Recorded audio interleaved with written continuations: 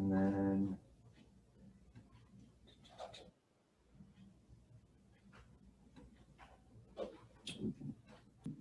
morning. Good morning. How is everybody this morning? Great. Just super califragilistic and all the rest of it. Yeah. Okay, we'll give it another minute here.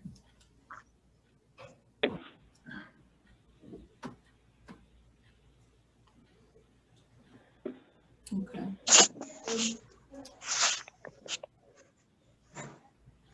All right, let's go ahead and get started.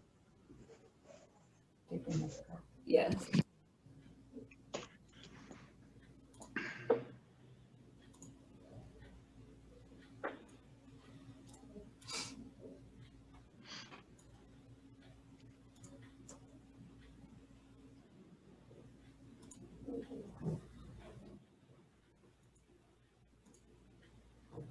Do we have to do that for everybody who comes in? who comes in?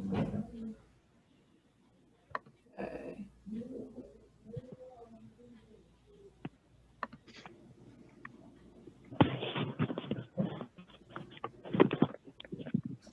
Submit all. So now shall we change the way to just re-enter?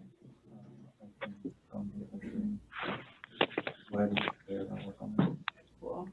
Can you open? Hey, everybody, it's Dave Hines. Can you hear me? Hi, Dave. Good morning. Morning. Do you want to share the screen now? You want to go to your PowerPoint? Yeah.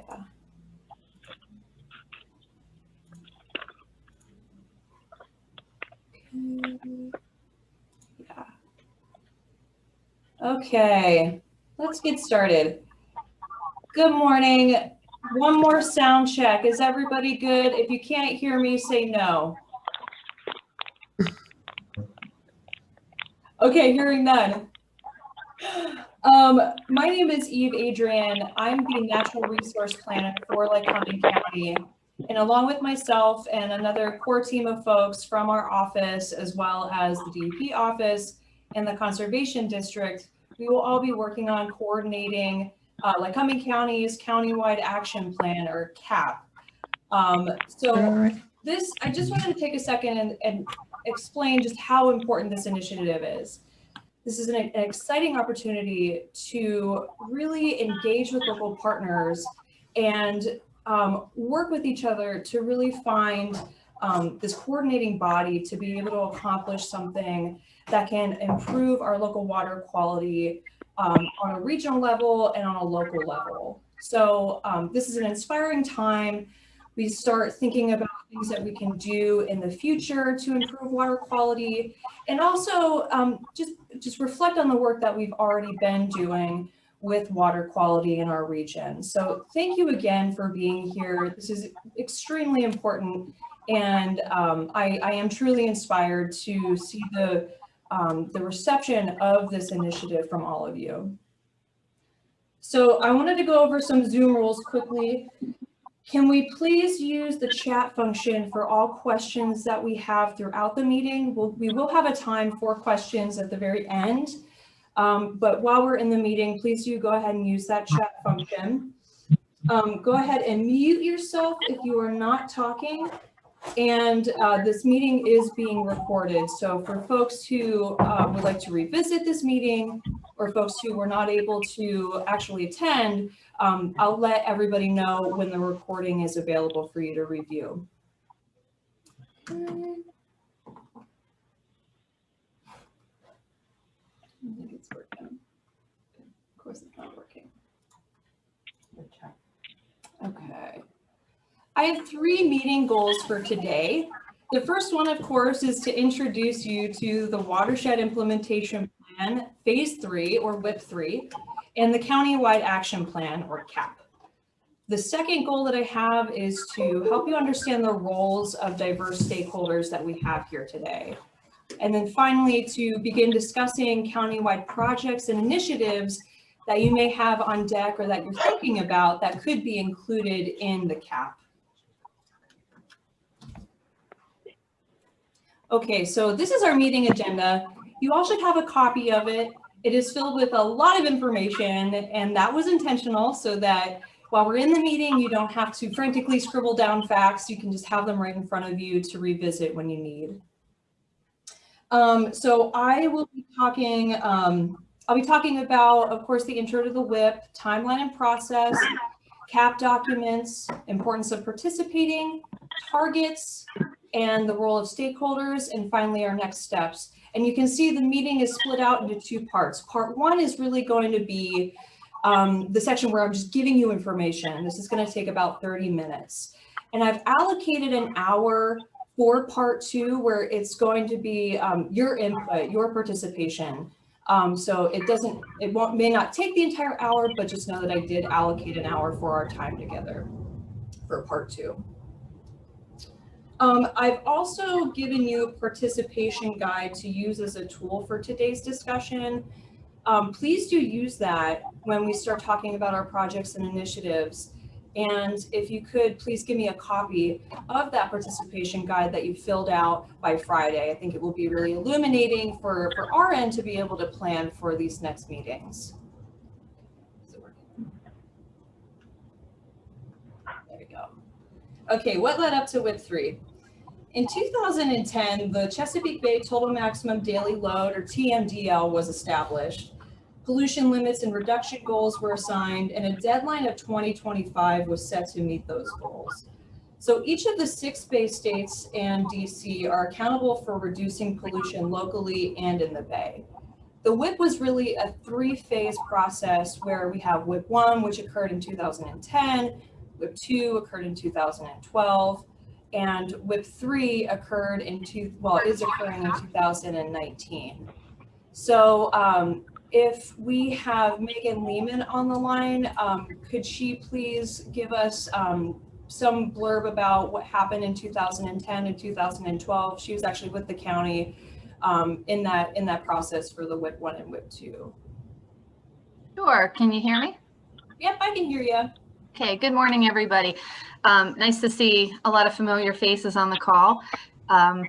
So in each phase of the WIP, DEP convened a series of stakeholder groups. So some of them changed, a lot of them were the same, to help refine the plans. And really, if you think of the process of WIP 1, 2, and 3, going from the broadest level down to the most local level. Something I should have got.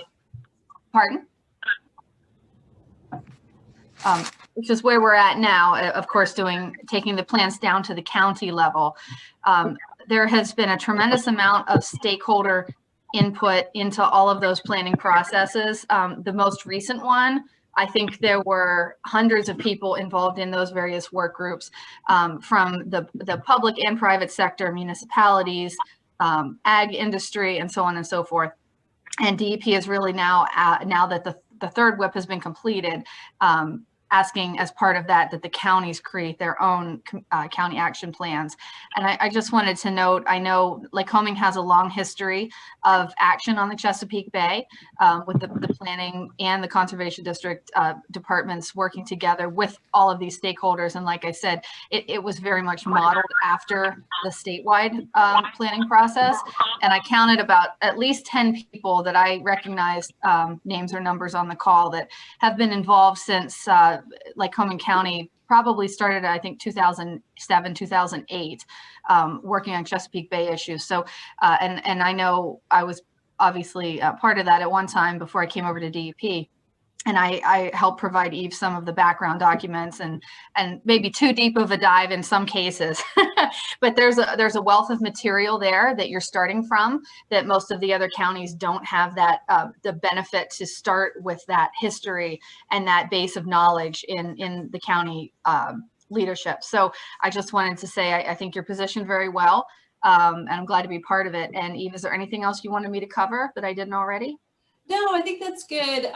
We'll have an opportunity to kind of fill in some gaps if there were any at the end of part 1 here. So for anybody from the core team, from the conservation district, from planning staff, DEP, if at the end of this part 1 there's anything else you'd like to add, I'll invite you to do that. Something else I wanted to mention that I did not mention in the beginning, I was going to do introductions at the very beginning of this meeting. I know that there were a few people who are going to arrive late, so I think what we'll do to ensure that we capture everybody who is on this meeting, we'll do a quick round robin of introductions at the beginning of part 2, right before we do our questions for everybody. Does that sound okay? You're all probably nodding your head and I can't see you. That's okay. Okay, so let's move on. Okay, timeline and process. This is our basic planning outline. This is our process and planning outline. It's going to take about 6 to 8 months, finishing a draft of the CAP about in September 2021. What we'll do is we'll convene the countywide action team members or stakeholders. And that will be a revolving door, something that we're doing continuously, where we identify local priorities and initiatives, local resources, and finally select and report those actions. So we will figure out the priority actions that we want to put in our CAP, and then finally wrap up that planning phase and move into implementation. That will take about 4 years, finally ending in 2025. Where we implement those actions and continue to report actions. So all told, we will be doing the planning for about 6 to 8 months and finally wrapping up in about 4 years' time of 2025.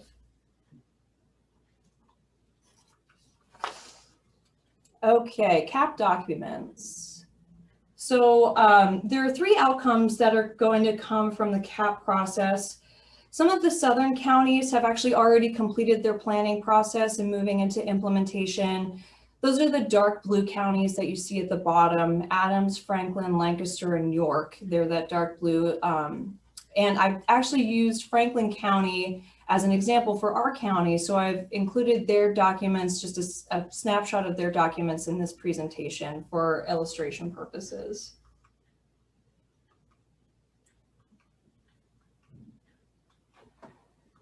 Can you move? Okay. Planning in progress template. So we will, this will help our planning team identify how it would like to reach its local clean water goals. The resources we have available will be included in this document, resources needed to accomplish our goals, the responsible parties needed, and potential challenges to implementation. So this is going to be the main reporting document that we use during implementation, and it will be this fluid document that we constantly revisit. And it includes different priorities that we'd like to see under different categories. So you see priority initiative number 1 for Franklin County in this document was programmatic policy and regulatory changes. And while we're implementing, we'll be able to manage the timeline of these projects based on this yellow, green, yellow, red category. So green, the action has been completed and is moving forward as planned. Yellow, action has encountered some minor obstacles. And red, the action has encountered a barrier and is not moving forward as anticipated. So like I said, this will be something that we use during implementation. It will be the main document that we use. Okay, programmatic recommendations template. This identifies needed changes to statewide programs, resources, funding, etc., that will help our county complete the WIP 3. This document is actually going to be for the Commonwealth. This is going to be a document that we develop where we say, hey, Pennsylvania, we want to do X, Y, and Z project. But in order to do these projects, we really would like to see these changes happen so that it's a little easier for us to accomplish these. So we need more funding in this area. We need some more assistance in this area, things like that. So these programmatic recommendations could actually appear in Pennsylvania's WIP 3 because the state is required to do their own WIP as well. Okay, and finally, our narrative. This provides a high-level summary overview of Lycoming County's plan and planning process. I'm thinking about this document like it's an executive summary, and this will be concluded last in our document. series. So just like an executive summary, it's just the wrap up, and we'll finish that last. Okay, importance of participating. Yeah, go ahead. So the benefits of completing the CAP is that we get to retain control of our local water resources agenda, or lack of a better term. We get to maintain county identified solutions for pollution and flood reduction. And it provides an opportunity to identify previously unknown grant and cost share opportunities. So this is one of those soft benefits that doesn't have a real solid end goal. This is just something, this is one of those soft benefits that we get to experience while we're collaborating in this process. So consequences of non-participation are missed opportunities to address local water pollution and flooding, more regulation and government oversight potentially, higher costs for compliance, and it's possible that EPA may withhold or redirect funding that would have otherwise been directed to our local region for water resources. What the CAP is not. So the county's clean water goals do not establish any new requirement of regulatory obligations on counties. The goals are a way to engage with partners on shared issues and to focus resources on efforts that can help our local water quality. Okay, targets, getting into the data. So these are Lycoming County's pollution reduction goals. This graph is found in the Lycoming County technical toolbox that I'll talk about in a little bit here. We have nitrogen and phosphorus broken out by pounds per year, and we have it broken out by year. So we have our levels in 1985, our levels from 2019, and finally the remaining load to be achieved through local planning goals. So we see that our nitrogen pounds per year need to be reduced by about 1.2 million, and phosphorus pounds per year by 2025 needs to be reduced by about 76,000. So this graph, like I said, it's found in the technical toolbox. I have a link to it, as well as this screenshot in our Lycoming County webpage, which has other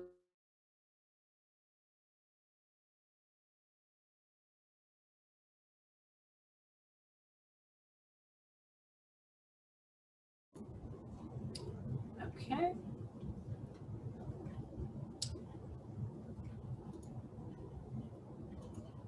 There we go. So I did have PA's targets in the agenda. I'm not going to take any time in this presentation to go over PA's targets. I just wanted you to have them for comparison purposes. So I'm going to move into our BMPs. So the Chesapeake Assessment Scenario Tool, or CAST model, is what we'll be using to calculate our best management practices, or BMPs. So the BMPs that we select will be how we determine and maybe even prioritize actions that we're choosing to include in our CAP. So these things, like this is your county's BMP list. I was using Franklin County's before, but their BMP list was formatted a little funky. So your county's was nicer to look at. So we see things like tree planting, our typical nature-based flood reduction solutions and green infrastructure. We have the bioswales, forest buffers, wetland restoration. And these are calculated by acre units. And then we see the amount and then cost of implementing. So we can see things like our ag practices, our cover crops, our tillage management, our animal waste management system. So all these things can be calculated based on specific units and then spits out this amount that we can kind of gauge how we want to prioritize or implement certain projects to get the best bang for our buck. I also wanted to note that not just green infrastructure and ag practices can be included in our BMPs. I saw some things like targeted outreach. If we can have specific outcomes from things like targeted outreach, then we can include those in our BMPs. I think Franklin County actually has some education and outreach as part of their CAP, so that can be included as well. Okay, so Lycoming County's technical toolbox, I mentioned this a couple of slides ago. This is a large detailed document. I encourage you to look through it. There's like a whole webinar on it, very interesting data. But I wanted to grab a couple of graphs from there to give you an example of the kind of data that you can see in the toolbox. So here, the graph to our left is loads delivered to streams from developed and stormwater sectors. And we have it broken out by nitrogen, phosphorus, and sediment. And the different color codes that we have are turf grass inside and outside MS4 communities, roads, buildings, and other impervious surfaces outside and inside MS4, and then just blanket construction. So we can see just how these different nitrogen or nutrient loads, phosphorus loads, sediment loads are coming into our streams based on these specific sectors. And then the graph to our right here shows estimated share of manure nitrogen applied to agricultural land in Lycoming County by animal source. I wanted to include this just to show just very, very detailed. So we have dairy, these dairy manure, layers, broilers, other cattle, swine, turkeys, beef, horses, pullets, and then broken out from there.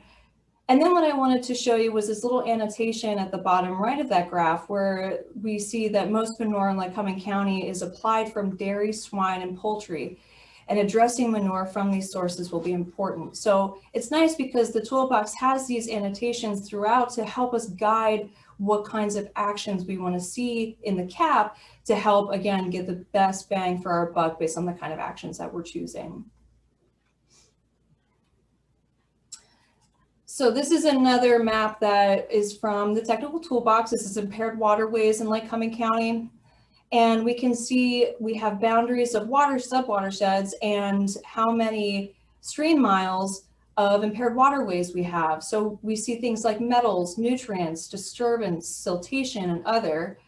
And we have another map like this that I'm going to show at the end when we start talking about different projects that we'd like to see, that takes this data and overlays township boundaries. So it's a little bit easier to discern, okay, which jurisdiction is this and where is the subwatershed being overlaid, so it's a little easier to plan real time for us. So that's a nice map that we have prepared. Okay. Role of stakeholders. So what we're looking from stakeholders is a broad spectrum of expertise. I know some of you are probably thinking, well, what is my role in this? I don't really do on the ground types of work, but your role is very important to the process. We need that broad spectrum of expertise to be able to identify projects, policies and initiatives, and collaboratively prioritize those projects. And your role is to be able to provide unique BMP guidance that we wouldn't otherwise know without your input. So the types of projects that we're looking for are those that provide co-benefits. So let's say we put something like a cover crop over a field. Well, what does that do? One of the benefits is reducing runoff. And so what happens to the nearby stream? It's got this reduction of sediment in it. Well, let's say we include some kind of buffer, some kind of forested buffer on that stream. Well, now we potentially just improved habitat for some indicator species. Let's say now downstream we have more brook trout. And then we just improved our outdoor recreation quality, and outdoor recreation in Pennsylvania is about $13 billion to the local economy. And so now if we've improved that, we just improved our local economy in that one sector alone. So that's just one example of the co-beneficial projects that we're really looking for. And I cannot stress this enough, we cannot do this project without you. You are imperative to this process, and we really, really need your input to have a successful CAP. Okay, moving on to next steps.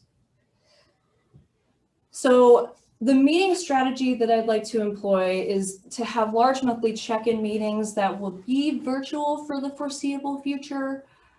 These will be check-in meetings where we talk with as many stakeholders as possible that can get together, talk about what we've been talking about, and having small peer group meetings throughout these various months that we're together up until September during the planning process.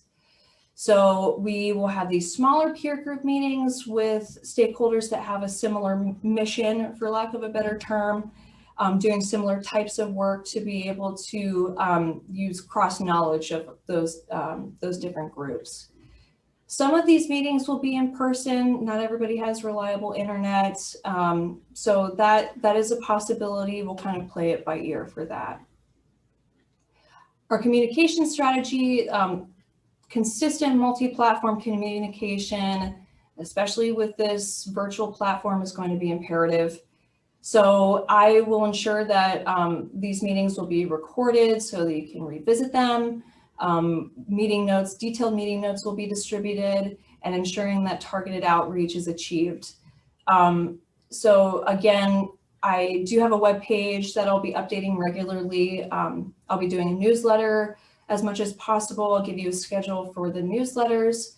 I'll also be giving you a schedule of when our meetings will be. I think that something that is achievable right now is to set up these large monthly check-in meetings, just have a blanket time and date for every single month. And then I'll reach out to you all for these smaller peer group meetings to be able to set those up. So stay tuned, I'll reach out to you and we'll get started with planning. Okay, so now we've neared the end of part one, where it's me telling you information. And like I said earlier, I wanted to do just a quick check-in with everybody from the core team, from DEP, from the planning staff, from the conservation district, to see if there's anything you'd like to fill in or elaborate on further. And then once we've done that, I'd like to do our round robin of introductions, because I think that we've got everybody in who's going to be into the meeting today, if we could do that. And let's also start out with the conservation district when we're doing that round robin, please. Your name and your organization. Okay. Does anybody have anything they'd like to elaborate on from the core team?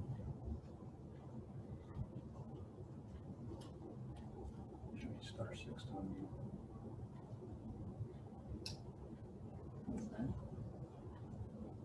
To unmute themselves. Oh, you might need to star 6 to unmute yourselves.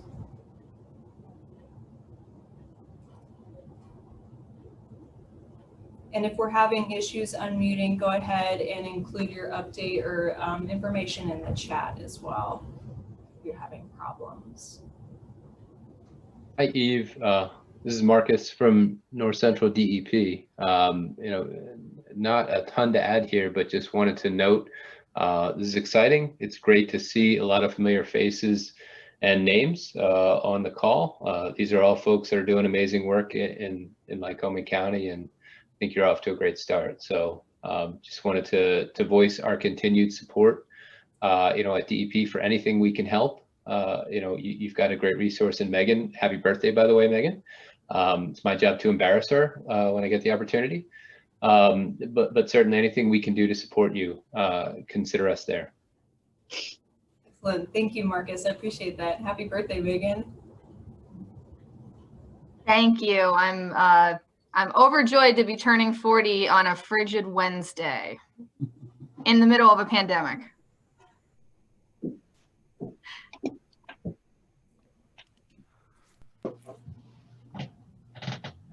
Good morning, everyone. My name is Jackie Kerstetter. I'm a Conservation District Field Rep for DEP, and I'm based out of the North Central Regional Office there in Williamsport. I'm also a member of the CAP support team for our entire region. So thank you for inviting us to be a part of this call. And Eve, I think you have done a nice job with this meeting here. Kickoff meeting this morning provided some great information. You all have a great resource with Megan being on board because of her past activities and involvement with the county, and which she can now kind of lend and expand on in her role with DEP. I really like the fact, Eve, that you mentioned what the CAP is not. It is not new regulations to the counties. This is, you know, something to ensure people or help people on the call to relax. You know, this is a volunteer initiative. This is an important initiative. And as you stated, there are many benefits to the local community as for stakeholders to be a part of this. So I really appreciate the fact that you mentioned what the cap is not. Also mentioned that bringing on stakeholders will be a continual process. It is not just for those people on this call, but you know, for people that are on this call, suggest you get the word out and bring additional people in that you see can be a benefit to the initiative. Something else I noted is that you mentioned that looking for projects that provide co-benefits. You know, what are things that you can layer or stack that are going to help to provide, not just provide benefits, but provide increased benefits. So really looking forward to seeing how things progress here and looking forward to being a part of it. Please do not hesitate to reach out to your regional support team. We are excited to see this move forward and want to be a part of it as much as possible. So thank you. Thank you, Jackie. I guess I'll go next. Oh, sorry, go ahead. I was going to say, I'm Jared Dressler. I'm the assistant director out of the regional office, and I'm also your assistant to Megan as far as the regional CAP support team. So if you can't get a hold of Megan, you can always talk to me, and we'll try to get you the answers that you need. I'd just like to say that I'm pretty excited to see the opportunity to improve local water quality and Lycoming County's water quality. I mean, we have some excellent water quality in the area, excellent streams and rivers, and all kinds of opportunities. So it's this is a good opportunity to maintain that and kind of push forward to keep what we have.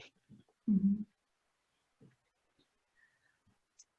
Hi, I'm Kate Beats with the DEP's Chesapeake Bay office. So I am really excited to be working with all of you and to seeing such a large participation list.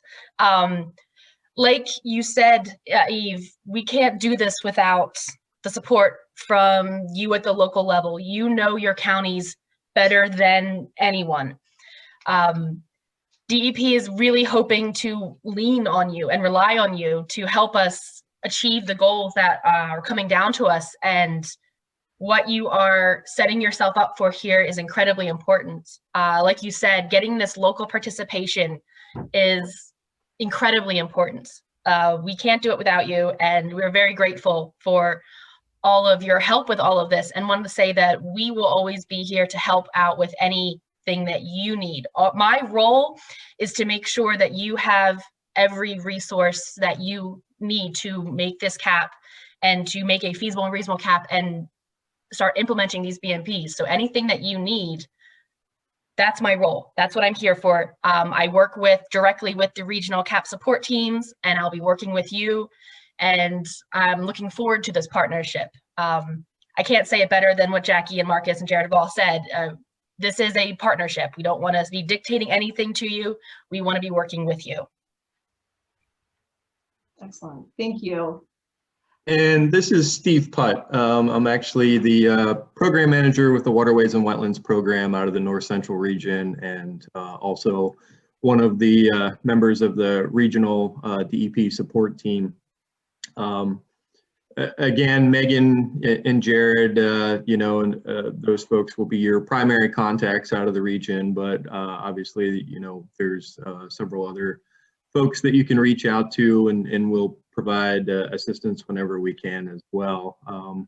Other than that, I think, all of the DEP folks before me have said everything pretty well. So I just appreciate the opportunity to join you this morning, and I will echo some of the other comments about how this has been an excellent kickoff meeting, and it's great to see so many participants on the call this morning.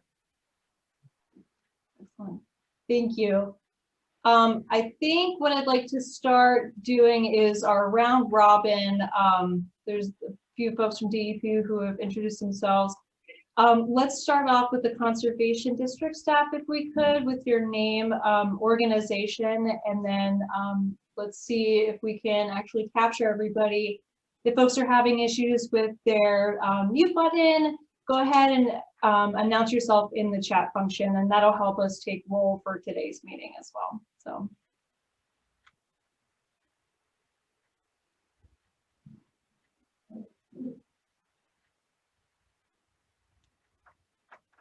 Anybody from the Conservation District?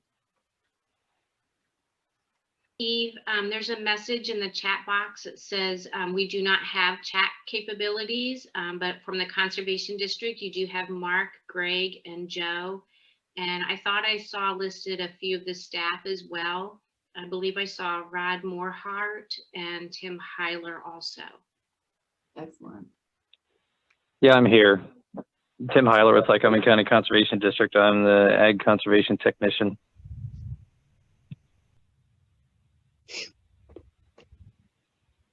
This is Carrie, the Watershed Specialist.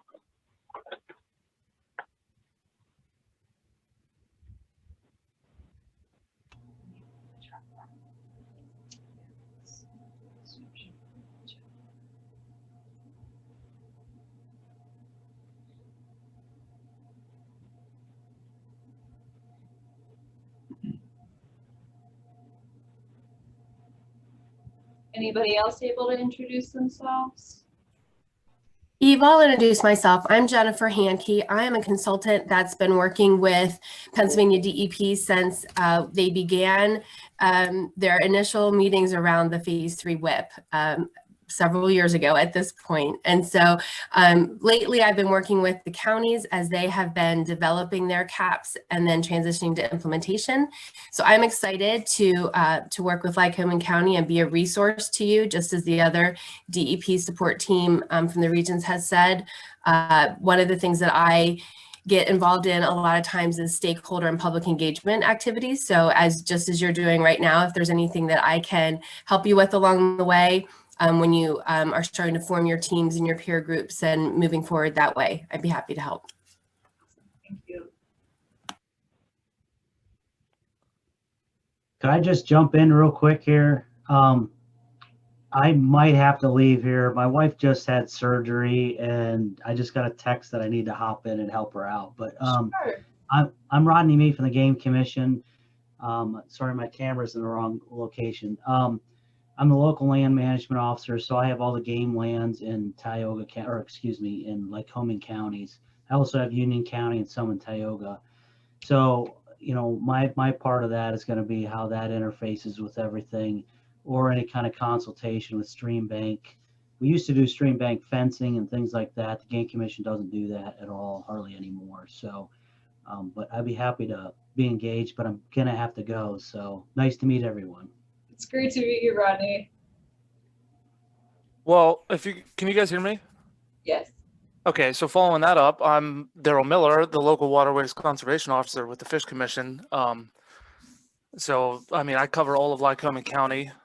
My district splits at 287, and then it starts to become Justin Boatwright's over in Clinton County. But I'm also covering that for the time being, hopefully only for a few more months here as he recovers from some stuff. So, I mean, obviously, you know, we deal with all the streams, rivers, lakes, you know, everything in Pennsylvania, unless it's privately owned on some kind of farm or something of the sort. But I've been working a lot with the DEP lately, specifically James Cassidy, and he's been a great resource and a great contact with the DEP. So hopefully we can all work together pretty well and get everything, you know, going. Thank you. Of course. Good morning, Eve. I'll introduce myself. I'm Jordan Baker. I'm also with DEP's Chesapeake Bay office. You know, I look forward and echo everything that all of our DEP members earlier said. Clean water starts locally, and so does our support. You know, we're here to support you, as Kate said, and I'm here to support a lot of your technical needs throughout this process. Awesome. Thank you. I guess jumping in, I am Renee Carey. I work for the North Central Pennsylvania Conservancy. We partner with a lot of the folks who have already spoken, DEP, the Fish and Boat Commission, the Game Commission, the Conservation District, Lycoming College.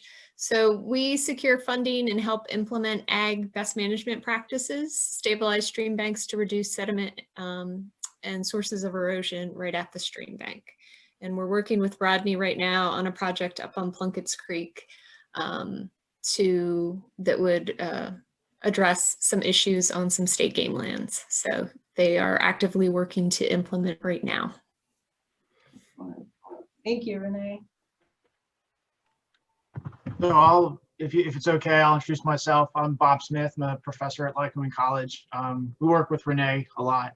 I'm a research associate with the Clean Water Institute, directed by Mel Zimmerman, who indicated in the chat that he's on his phone and it may not be able to provide some audio. But we've, between me and Mel and Peter Patokis, has held under research. We actually have a postdoc here now, Leslie Rick, who specializes in urban streams.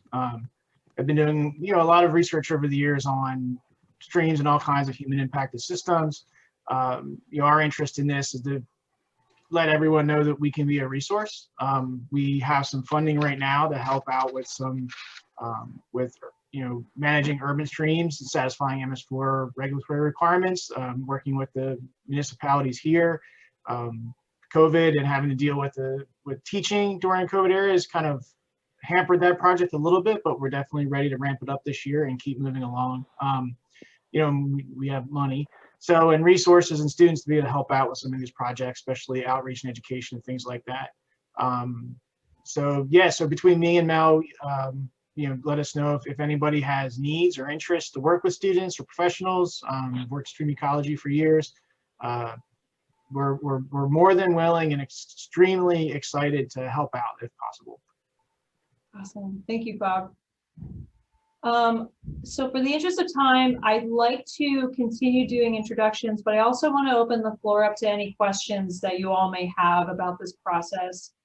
Again, I would invite you to use the chat function if you would like, or if you don't have audio.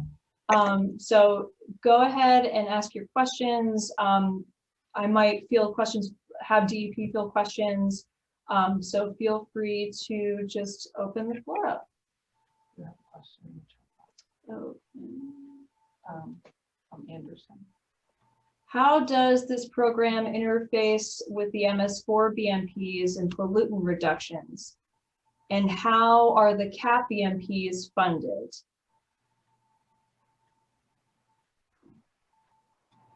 Megan, would you be able to get that question, or somebody from DEP? I can take a stab at the question regarding MS4s. So we've had some discussions recently to clarify this on our team, and I think I'm happy to have Marcus or Jackie jump in if they find my answer lacking in any way. But the biggest thing to understand is that we have this universe of regulatory programs that are requiring pollution reductions associated with the bay.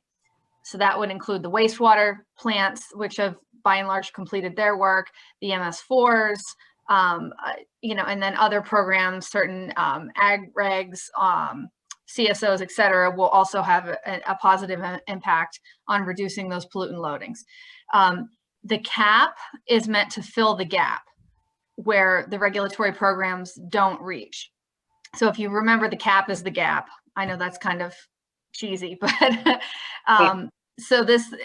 so anything that's undertaken as part of a requirement, such as an MS4 permit, pollutant reductions required under the MS4 permit, that would not be part of the CAP in terms of addressing the loading of that gap, but you can still reference those projects and reference other plans in the CAP.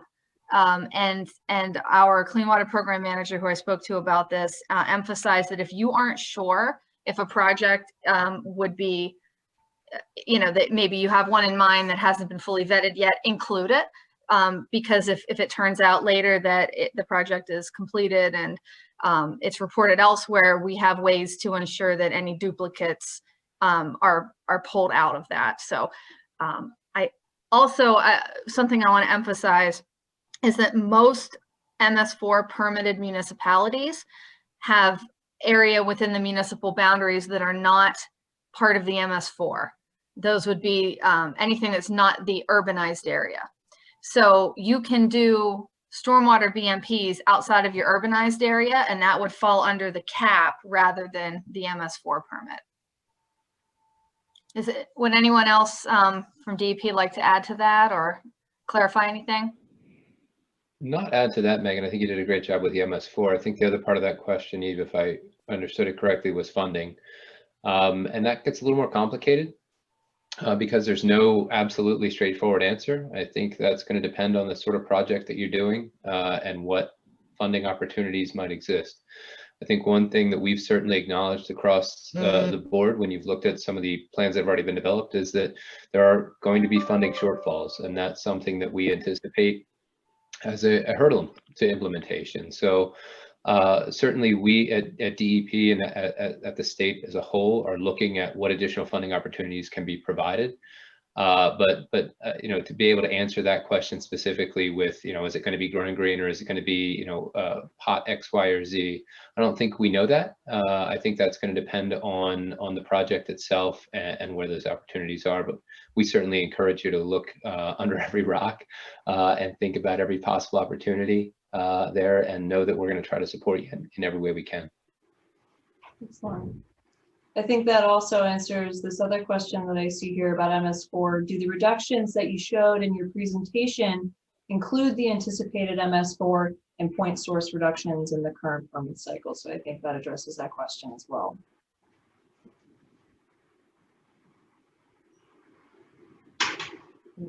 Yeah, I would agree. And Jordan's on. Jordan's probably the best equipped to answer that question as he helped develop those numbers. Jordan, do you want to verify that that's the case? Yeah, I can do that, Marcus. Thank So when your MS4 PRP plans, what we do when we run your scenarios for your county into the CAS, the Chesapeake Bay model that we use for this, we pull all of the BMPs out of your MS4 PRP plans. So we'll go around and ask you for all of those plans. We'll pull those BMPs out and they will be added to the BMPs that you identify that you want to complete as part of your countywide action plan. So the two go hand in hand. Now you do have to remember that the BMPs in the MS4 PRP plan are for the up to 2023. There will be another cycle starting in 2023. So there might be additional BMPs that you can add to your plan later. Please remember that this plan is adaptive and that you are able to change it over time. So therefore, when we get to 2023, you can add in those additional BMPs that could come from the next permit cycle.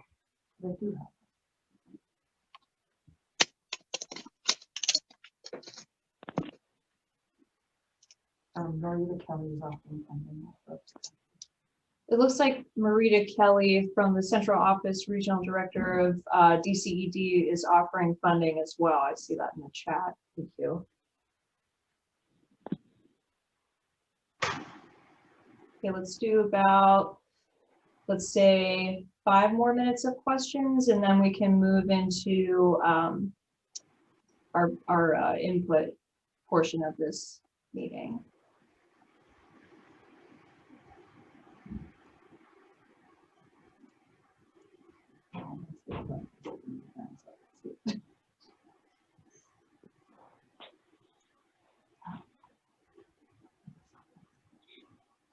Eve, you've done such a great job. No one has any questions. Sounds good. Well, if you have any questions, go ahead and email me privately, message me. I have my email at the end of this presentation. I can take any phone calls, emails, anything, and answer you as soon as possible. So let's move into, can we open up the PowerPoint again? So I have my map that I wanted to show.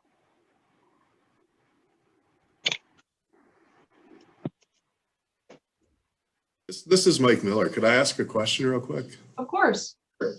What happens if you don't meet the 1.2 million addressed in the cap? So Mike, to the county specifically, you know, these are statewide goals. So what we're trying to do is make sure that all counties are helping us meet our statewide goal. what we'll be looking at as a state is we are ultimately responsible for meeting those goals. So there'll be no specific penalties for the counties. We encourage counties to do everything they can, but certainly recognize that your efforts are done in concert with every other county as well. So what we've seen is everyone taking a aggressive stretch in trying to reduce as much as they can, and that's all we can ask. But ultimately, those the concerns that were noted earlier with what EPA may do are there regardless of what's going on. EPA could still, if we fail as a state, could still expand MS4, could expand CAFO, those sort of things where they have regulatory authority. Again, I'd welcome anyone from central office if you want to add to that or correct any misinformation, please do. No, Marcus, what you said is correct. This is a 100% voluntary effort on the part of the county. So if you are not able to, or you don't meet all of the reductions that we have identified, there is no negative action that DEP will take. What we hope is that you'll be able to meet the goals set forth, because as Marcus said, all of the load reductions come down from EPA. And so what we're trying to do is our best to prove that we are making strides and we're doing what needs to be done so that we don't have more regulations come in. EPA has not given us any kind of definitive, this is what's going to happen. They said, well, this is what could happen. So we're trying to do what we can to prevent that from happening. But in terms of repercussions directly coming from DEP to the county, they won't be any if the CAP goals are not 100% completed.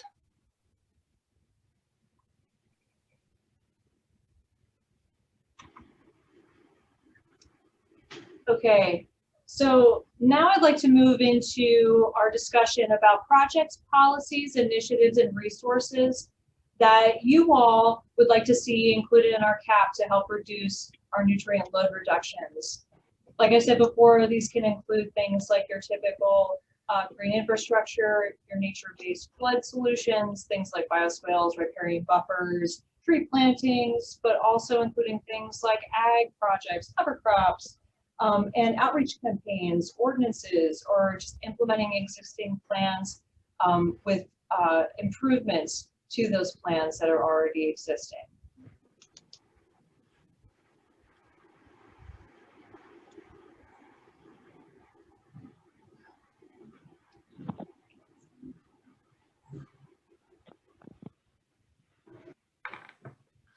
Eve, this is Larry Brown with Fish and Wildlife Service. I figured I'd chime in here. We've got a few projects in the works that will contribute to sediment reduction in streams.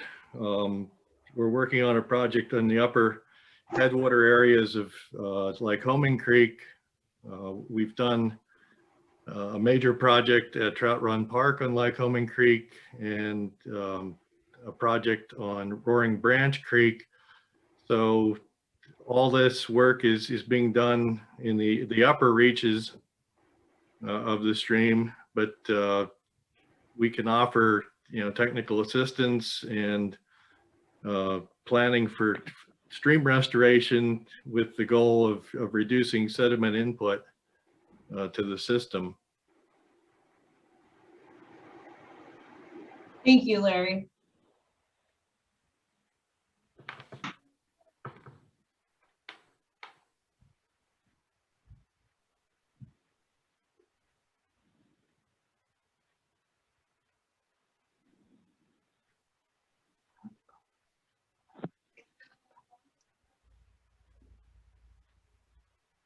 Renee, could you speak to any projects that you have on deck that you can think of? So we have the permit in hand to remove an earthen berm along Plunkett's Creek hopefully this summer. After that's given a little bit of an opportunity for the stream to settle back in place, we'll be working again with the Fish and Boat Commission to go in and utilize log and rock stream habitat structures to restabilize the stream bank.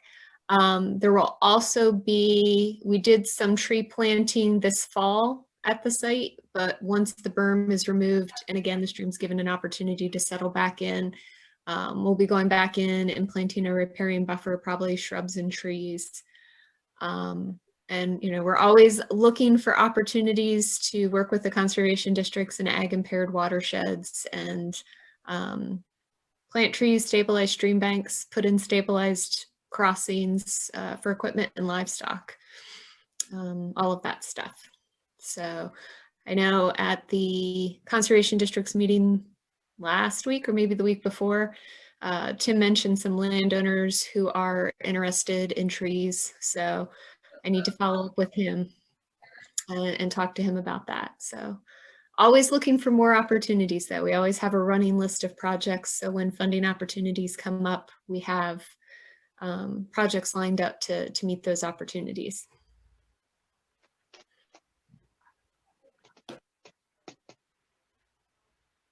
Does anybody at the conservation districts have any projects that they'd like to throw out?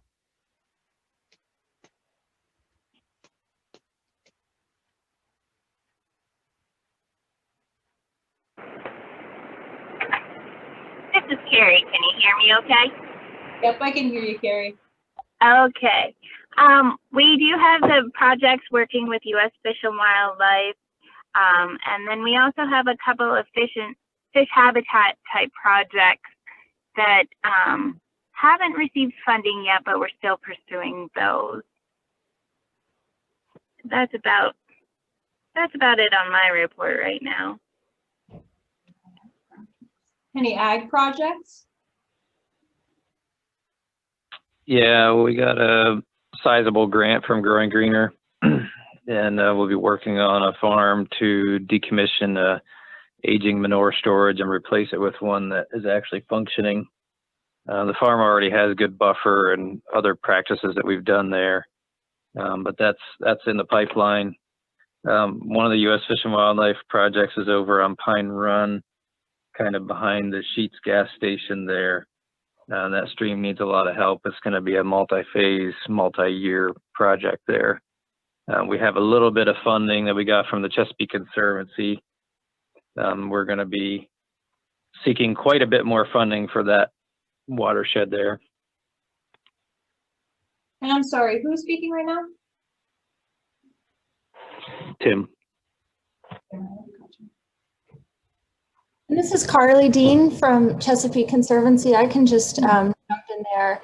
So our organization is working on a stream delisting strategy for ag impaired streams across central Pennsylvania. And Tim mentioned Pine Run. So we've been working with primarily the conservation district there to identify, right now we've got, it looks like restoration on about 5 different properties that we are trying to move forward over the next 3 years.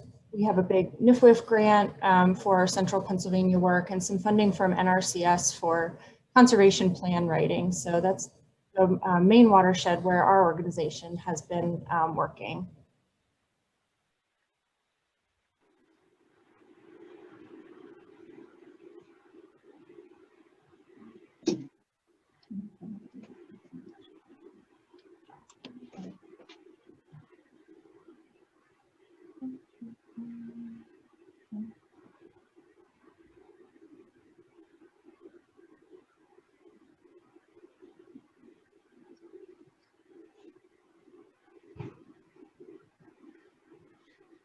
I actually have a question here I'd like to share.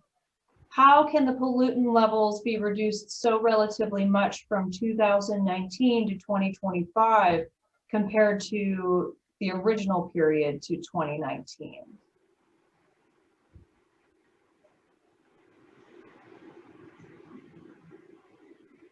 This is Marcus again. I'm gonna have to jump off here in a second, but I think that's an excellent question, and one that, all the counties are struggling with is how do you really jumpstart this? And I think it's really important to remember a little bit about the model in this, in that what we have to do is have BMPs in place that get us to that point in the model and project those load reductions moving forward. So, it's not that all those reductions have to be made, it's that we have to have, things in place to get there. So, again, it's probably a little bit of fine detail, but something to be important.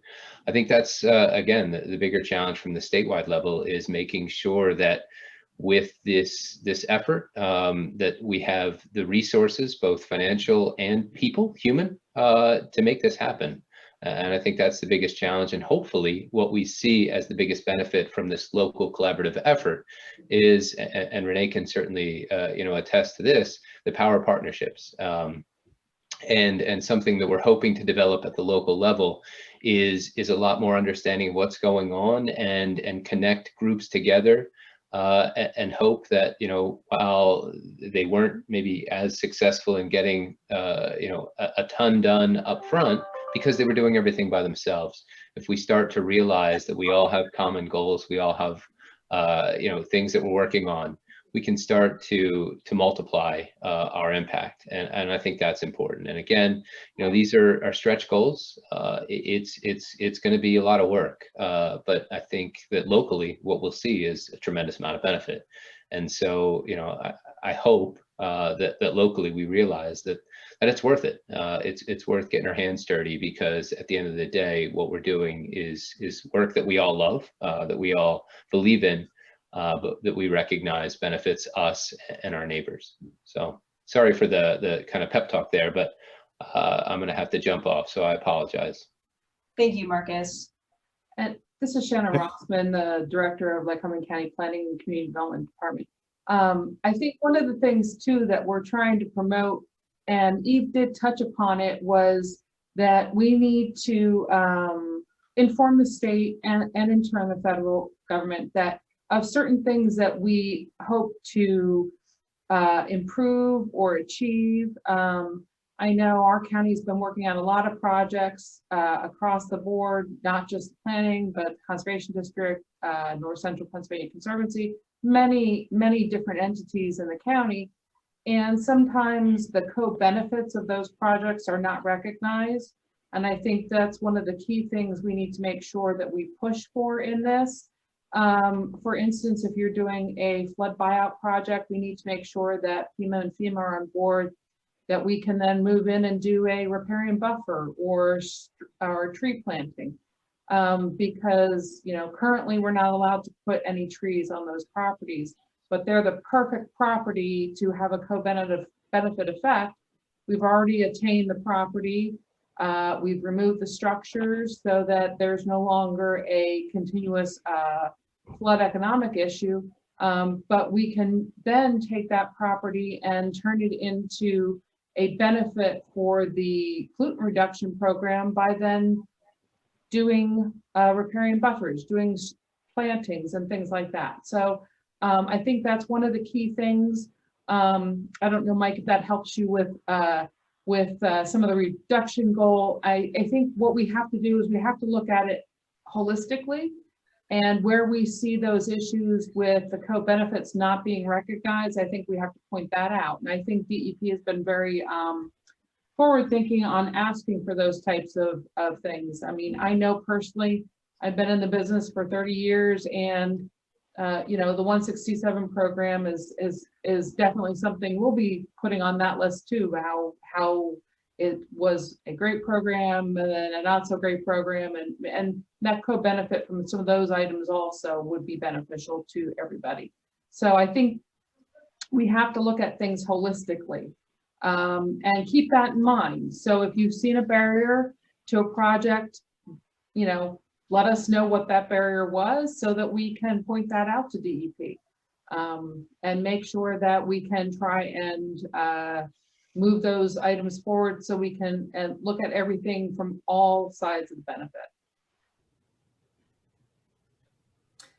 We have. And before the township guys fall asleep, this is Tim Heiler again with the Conservation District. Dirt and gravel road projects are eligible. So now you can wake up and hear this. Dirt gravel road projects count towards this effort. So it's just another way to get credit or feel like you're doing a good job for more than one reason now. So that's how, at least some of the way that you guys can participate in this. I'm sure there'll be other ways too, but just to let you know, that's part of why you're in this meeting. And Tim, do you want to give a little brief background on dirt and gravel roads?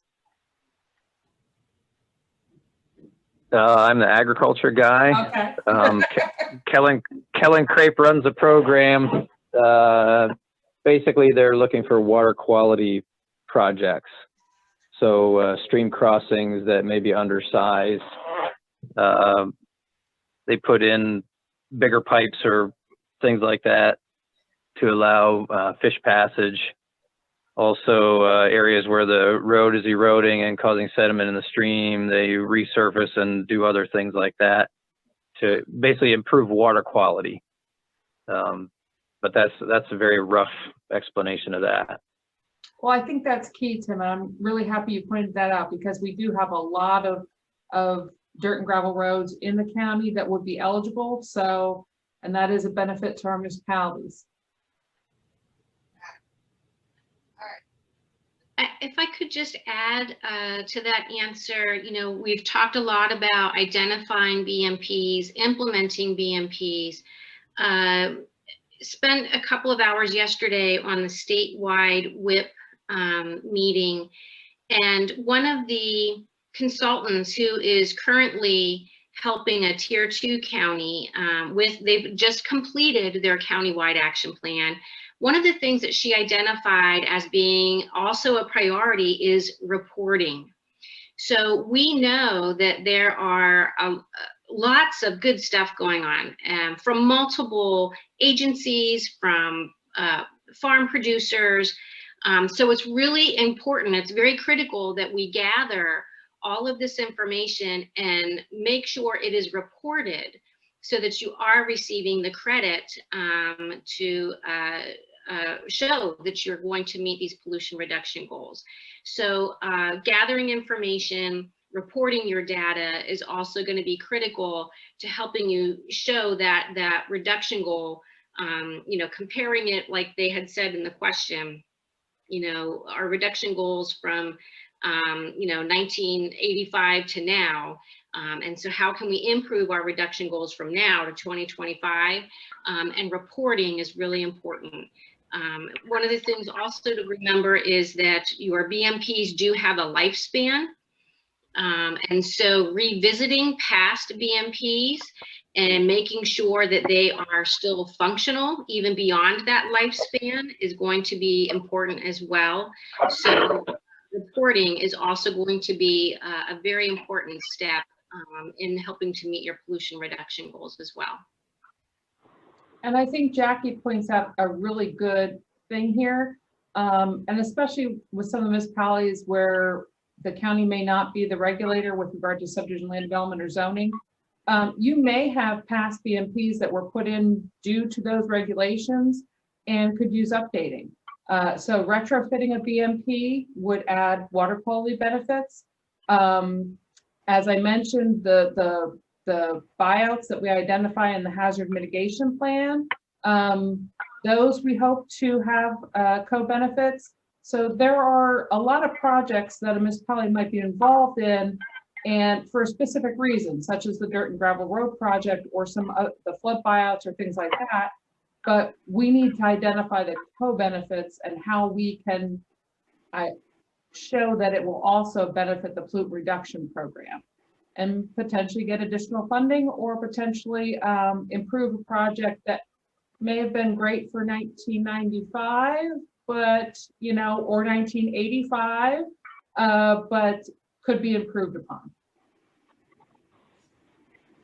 It doesn't have to be something new. I'm looking at those, actually, okay. To get my contact information. Share screen. And that on here? I think it's the PowerPoint.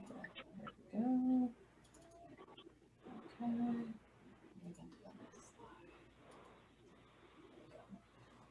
This is Tim Heiler again for the township guys.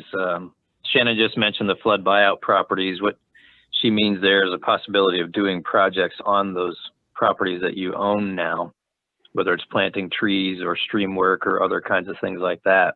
So that's another way that municipalities can be involved in this process. Hi, this is Kate Beats with the Bay office. I would encourage all of you to take a look at the toolboxes that have been created for the counties, because a lot of the BMPs that will have the biggest load reductions associated with them through use of CAST, through the use of the CAST tool, we have identified the ones that will work the best for your county. So that can be a starting place for you to start identifying some of those options, because as you all know, there are so many BMPs out there available and opportunities available, and is trying to focus in on what you're looking for. And this has been a good discussion about what you can do, what you have been doing. What we have found with the first 8 counties is it is incredibly important, as Jackie said, to identify what you're already doing in your county, because you're already doing so much. And this CAP is a way to identify what you're already doing and then to expand it to find out what everyone else is already doing. That is something we have found repeatedly, is that a lot of different groups are doing different projects and practices that everyone else doesn't know about. And so making sure that you're aware of what everybody is already doing and forming those partnerships and finding those new sources, like like has been mentioned many times, these co-benefits of finding alternative projects that you don't necessarily think will have these reductions associated with them, but can. And looking for new ways to bring in funding. An idea that was floated around in one of our counties was some public-private partnerships. So maybe you can get a large industrial company or large business who wants to give back to the community or have some sort of environmental support, and have them fund a project and then have that be part of your CAP. So that's why it's really important to build all of these partnerships. What we have found is that it's really not, it's much harder to do this if you don't have a good group working with you, which clearly you all have this great group.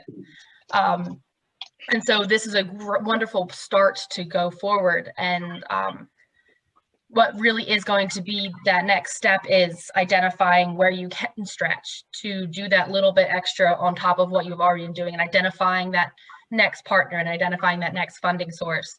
But I think you are really set up in a good place here to start doing that. So I put up my contact information as well as the link to the website. I am also going to email this information out to you so that folks who were not able to attend this meeting will have access to this information. So please do visit that website, contact me if you have any other questions. It looks like we have some more information in our chat box here to look at.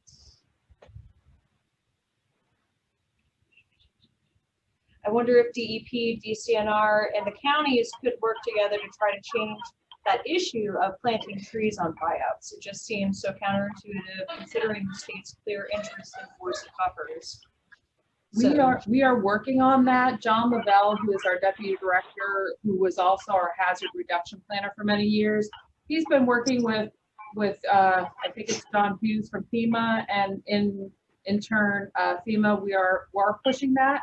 I'm sure it would be helpful if DEP and DCNR would tune in on that also, chime in on that, because I think we have to remember that yes, trees would displace water, but they also drink a whole lot of water too. So I think it would be a benefit for all around if we would be able to do some of those types of projects with the co-benefit in mind. You have another one. The Lycoming Creek. Hello. I'm okay. The Lycoming Creek Watershed Association is working with and supporting Larry from USFW on the Midway project on Lycoming Creek. Carrie from the Conservation District did some work in Old Lycoming Township over the summer. We also repaired a log main at Sheshquin Campground this summer. Any projects or activities you can think of for a watershed are one of the good ways for us to bring community together. That was from Mike. Wonderful. And I think Jackie brought up a key thing. We're in Pennsylvania, we're not good at telling people what we've done to benefit. And I'm not sure why that is. We're not very good rah-rahs. So we do need to improve that. Some of the states that have taken our population are much better at telling everybody what they do good. And we need to make sure that we do that also, because we'll get credit for it. And we can show people that, yes, we are doing what we need to do to improve our local water quality. Because in a sense, what we need to be concerned with is our local water quality. It is a side benefit that it's improving the Chesapeake Bay. What we really need to concentrate on is that anything we do will improve our local water quality, our economic development, our tourist, anything like that. And I think that is something that we have to remember, that, you know, the benefit starts here. Mm-hmm.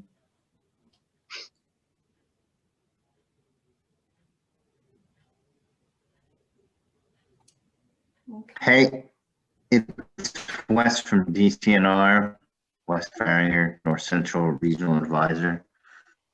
And I just want to let folks know that we still do have the grants program for riparian buffers planning that you can use. And we do include green sustainable practices as part of our criteria for all of our development, planning, and acquisition projects as well. So we do have the grant round is open now and closes in mid-April, and we fund these types of things and components of them. So keep us in mind if you're looking for that kind of thing, and contact me if you need more info about how to access those funds.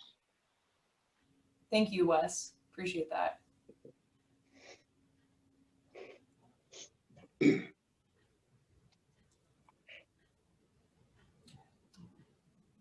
Okay. So it sounds like I'll give it another few seconds if folks want to chime in. But if not, I think that this is a good place to stop. Again, I'd like to remind you that the participation guide that I provided is a very useful tool, and please do send me a copy with your edits on it if you do have any. Give it to me by Friday so that we can use it internally. Send me any communication you'd like about projects or questions that you may have in the future. And I think this is a good place to stop. So thank you all for attending. Very exciting initiative. I'm so inspired of the work that has been done, the work that can be done in the future, the resources available to us. And this is the first of many meetings that we will have together. So next meetings will really be focused on rolling up our sleeves and doing some work. So you'll be hearing from me in the very near future. And thank you for coming today and listening about Lycoming County's CAP and the WIP process. And don't forget, this is being recorded and you can view this on the website then. And the toolbox is there, the links for the toolbox, all that kind of information is there. So please feel free to look at all that information. And if you have any questions, let Eve know. Okay. Awesome. Thank you all. Have a great day.